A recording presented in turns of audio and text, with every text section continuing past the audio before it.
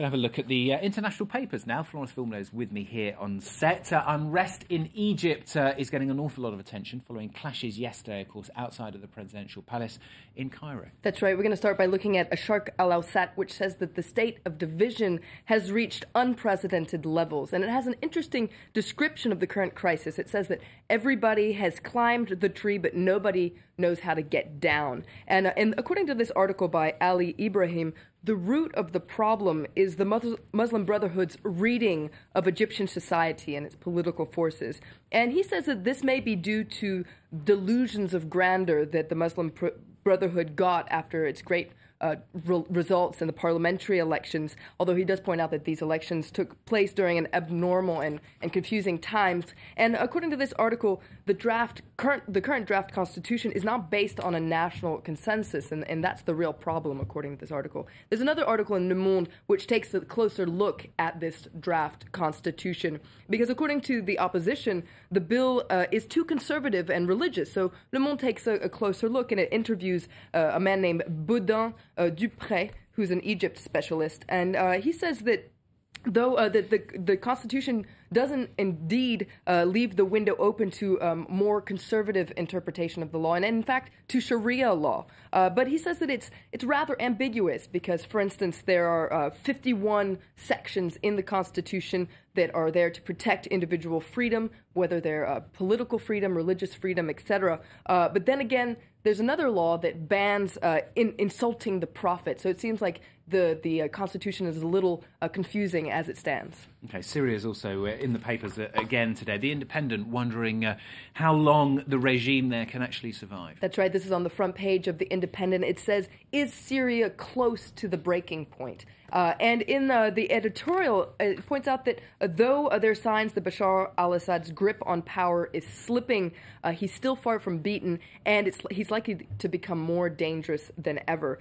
In the editorial, the Independent takes a closer look at these rumors that the West could be preparing for some sort of intervention. It points out that there are all sorts of cries of something must be done. Barack Obama, for instance, warned that there would be consequences and that Bashar al-Assad would be held accountable were he to use chemical weapons. On top of that, NATO has decided to send these anti-missile batteries to protect Turkey's border.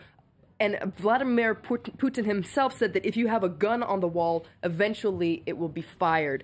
So the Independent looks at this situation and argues against intervention for now. It says that a phony war with Syria is better than a real one, and it argues that what's still needed is we need to pursue these sanctions, we need to pursue some sort of a political solution. And it says, however, that this may change if Assad were to use chemical weapons. And you've also pulled out a piece in Gulf News, haven't you, which looks at the pros and the cons of intervening. That's right. Gulf News says that before intervening, the U.S. and Europe must ask themselves key questions, and the most important one is, would intervention actually bring an end to the conflict? And this article in Gulf News points out that interventionists are losing patience. They say we've been waiting on the sidelines for too long, watching innocent civilians be killed. And on top of that, it's time to intervene now so that we can have a say in the way that geopolitics turn out after Bashar al-Assad is defeated. But this article says that what you really need to wonder is what would happen. Would this actually